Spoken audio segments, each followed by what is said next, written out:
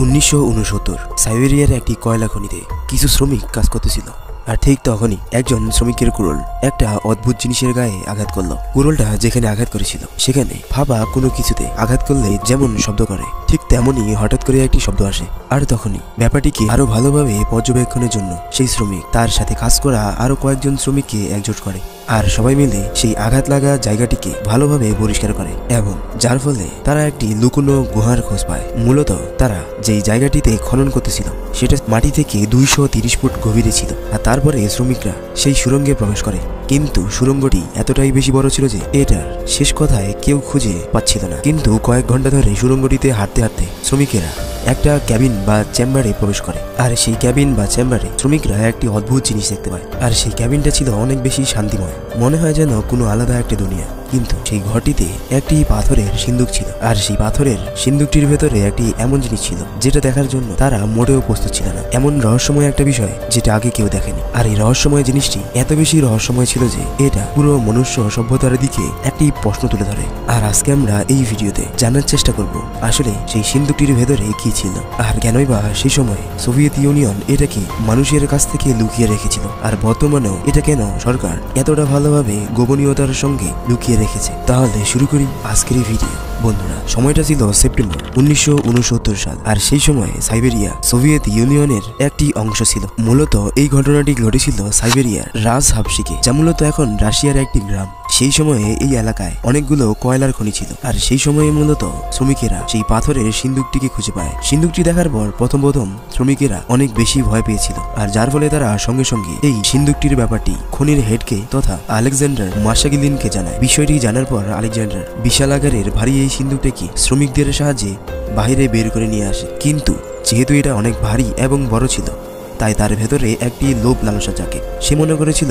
হয়তো এই সিন্দুকটির ভেতরে অনেক ধরনের সম্পদ থাকবে, মণি, মুক্তা, হীরা, সোনা, রূপা ইত্যাদি আরো অনেক কিছু। আর তাই সে এই সিন্দুকটির ব্যাপারে সরকারকে না জানিয়ে সে নিজে নিজে এই সিন্দুকটিকে খোলে। সিন্দুকটি খোলার সঙ্গে সঙ্গে প্রথমে ভেতর থেকে একটি সুন্দর আলোর চমক আসে, এবং তারপরে যখন সিন্দুকের ভেতরে সবাই দেখে তখন কেউ তাদের চোখে বিশ্বাস করতে পারতেছিল না, কারণ সেই সিন্দুকটিতে কোনো ধরনের সম্পদই ছিল না। ছিল একটি মেয়ের মৃতদেহ। সাধারণত কোনো কফিনে মৃতদেহ থাকলে সেটা অর্ধগলিত বা হাড্ডিগুলোর সাথে চামড়াগুলো বা মাংসগুলো একদমই লেগে যায় এবং বডিটি কালো হয়ে যায়। কিন্তু পাথরের এই কফিন বা সিন্দুকটির ভেতরে মেয়েটির লাশটি ছিল এতটা ভালো অবস্থায় যে সেটা দেখে মনে হচ্ছিল না যে এই মেয়েটি মারা গেছে। মানে মনে হচ্ছিল এই মেয়েটি যেন সেই কফিনে ঘুমিয়ে রয়েছে। মনে হচ্ছিল যে এই মেয়েটির বয়স শুধুমাত্র 25 থেকে 30 বছর হবে হয়তো।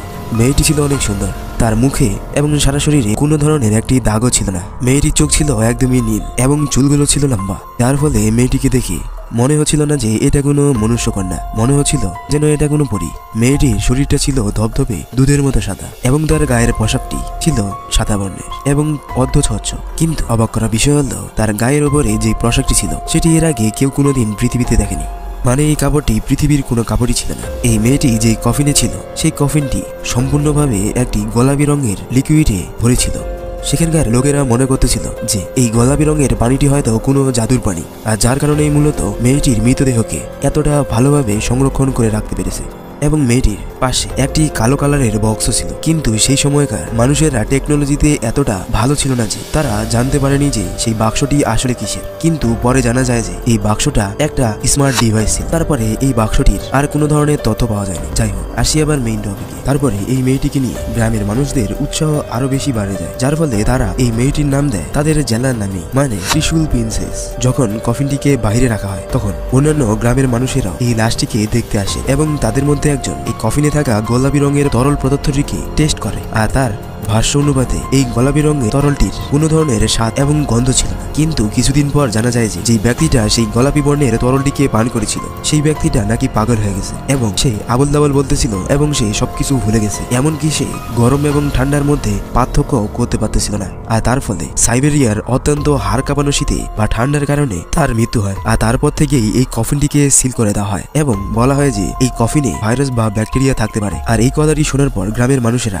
ভয় পেয়ে এই কফিন কফিনটি থেকে পালাতে শুরু করে এবং খুবই শীঘ্রই এই কফিনটির চারপাশের জায়গা একদম ফাঁকা হয়ে যায়। তারপরে এই কফিন সহ লাশটির গবেষণা করার জন্য বিজ্ঞানীরা হেলিকপ্টারের সাহায্যে এই কফিন সহ লাশটিকে নিয়ে যাওয়ার চেষ্টা করে, কিন্তু কফিন সহ লাশটি অনেক ভারী হয়। তারা হেলিকপ্টারে করে সেই কফিনটি নিয়ে যেতে অসক্ষম হয়। ফলে তারা একটি সিদ্ধান্ত নেয়। তারা জানে যে তারা মেয়েটার লাশটিকে, তরলটিকে এবং কফিনটিকে আলাদা আলাদা ভাবে নিয়ে যাবে, আর এর জন্য তারা গোলাপি বর্ণের তরল পদার্থটিকে মেয়েটির লাশটি থেকে বের করে নেয়। আর যার ফলে কয়েক মিনিটের মধ্যে মেয়েটির লাশটি কালো হয়ে যায় এবং এই লাশটি সঙ্গে সঙ্গে ডিকম্পোজ হতে শুরু করে এবং কয়েক মিনিটের মধ্যে এই লাশটি একটি কয়েক হাজারের পুরনো কঙ্কালে পরিণত হয়ে যায়। আর যা দেখে বিজ্ঞানীরা মনে করে যে এই গোলাপি রঙের পানিটা হয়তো কোনো প্রকার একটি প্রিজারভেটিভ। তারপরে তারা এই লাশটিকে নবজীবিকস শহরে নিয়ে যায়। আর তারপরে বিজ্ঞানীরা এই লাশটি নিয়ে অনেক ধরনের গবেষণা করার সিদ্ধান্ত নেয়। সবার প্রথমে তো তারা এই লাশটি এবং কফিনটি কত বছরের পুরনো সেটা জানার চেষ্টা করে। তারা প্রথমে কার্বন ডেটিং পরীক্ষা করে, কিন্তু সেই সময়কার কার্বন ডেটিং পরীক্ষাটির মাধ্যমে শুধুমাত্র 50,000 বছর আগের জিনিসেরই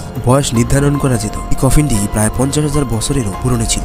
আর যা দেখে বিজ্ঞানীরা অনেক অবাক হয়। তারা ভেবেছিল হয়তো এই কফিন সহ লাশটি কয়েক হাজার পুরনো হবে, কিন্তু তাদের ধারণা ভুল হয়। তারা ভাবতেই পারতেছিল না যে 50,000 বছর আগেও মানুষের কাছে এত ভালো টেকনোলজি হয়েছিল যে তারা এত ভালো একটি কফিন তৈরি করতে পারে এবং প্রিজারভেটিভও। কিন্তু তারপরে বিজ্ঞানীরা আরো গবেষণা করে এবং তার ফলে জানা যায় যে এই লাশটির বয়স প্রায় 800 মিলিয়ন বছর ছিল, মানে 80 কোটি বছর আগের। কিন্তু বন্ধুরা, এখন প্রশ্ন হলো 80 কোটি বছর আগে পৃথিবীতে জীবনের অস্তিত্ব ছিল না এবং এই লাশটি এত বছর পুরনো ছিল যে এটা ডাইনোসরের জন্ম হওয়ার থেকেও প্রায় কয়েক কোটি বছর আগেকার। আর বিজ্ঞানীরা ধারণা করেছিল যে সেই সময় সবেমাত্র পৃথিবীতে জীবনের সূত্রপাত ঘটেছিল।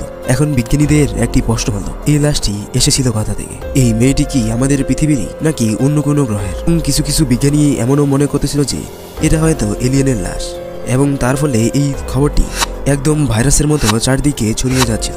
এবং বিজ্ঞানীরা আরো জানিয়েছে যে এই মেয়েটি হয়তো এমন কোনো একটি গ্রহের, সেখানে কিনা সূর্যের আলো খুবই কম পরিমাণে পড়ে, কারণ এই মেয়েটির গায়ের রং ছিল একদম দুধের মতো ধবধবে সাদা। আর তারপর এই মেয়েটির এই ঘটনাটি তখনকার নিউজগুলোর হেডলাইন হিসেবে দেখা যাচ্ছিল এবং যার ফলে এই মেয়েটির তথ্যটি একদম ভাইরাসের মতো মানুষের কাছে পৌঁছে যাচ্ছিল, ফলে মানুষদের মধ্যে আলোড়ন সৃষ্টি হয়। আর এই বিষয়টি যখন সোভিয়েত ইউনিয়ন জানতে পায়, তখন সোভিয়েত ইউনিয়ন এই বিষয়টি ধামাচাপা দিয়ে দেয় এবং লাশটির ঘিরে বানানো নিউজগুলোকে ফেক বলে ঘোষণা দেয়। কিন্তু একজন বিজ্ঞানী, যে কিনা এই মেয়েটির লাশ নিয়ে গবেষণা করতেছিল, সেই গ্রামে যায় যেখান থেকে মূলত এই মেয়েটির লাশটিকে উদ্ধার করা হয়েছিল। সেখানে গিয়ে এই বিজ্ঞানী সেখানকার মানুষদেরকে মেয়েটির সম্বন্ধে জানায়। আর এই ব্যাপারটি যখন সরকার জানতে পারে, তখন সরকার এই গবেষককে কাস্টাডিতে নেয় এবং তার মুখ বন্ধ করে রাখতে বলে এবং গ্রামবাসীকেও জানিয়ে দেয় যে কেউ যদি এই ব্যাপারে মুখ খোলে তাহলে তাদের জেলও হতে পারে। আর যার ফলে এই ব্যাপারটি আস্তে আস্তে করে সময়ে যেতে যেতে মানুষের মধ্য থেকে হারিয়ে যায়। কিন্তু 1991 সালে সোভিয়েত ইউনিয়ন শেষ হয়ে যাওয়ার পর